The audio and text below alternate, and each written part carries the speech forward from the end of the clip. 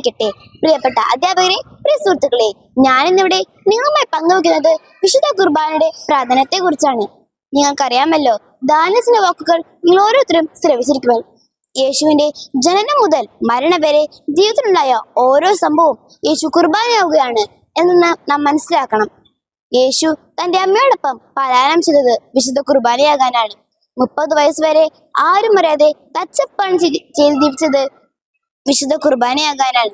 കുരിശിൽ തറച്ചപ്പോൾ കഴിയുമെങ്കിൽ ഈ പാനപാത്രം എന്നകറ്റണമേ എന്ന് കരഞ്ഞു പ്രാർത്ഥിച്ചത് വിശുദ്ധ കുർബാനയാകാനാണ്.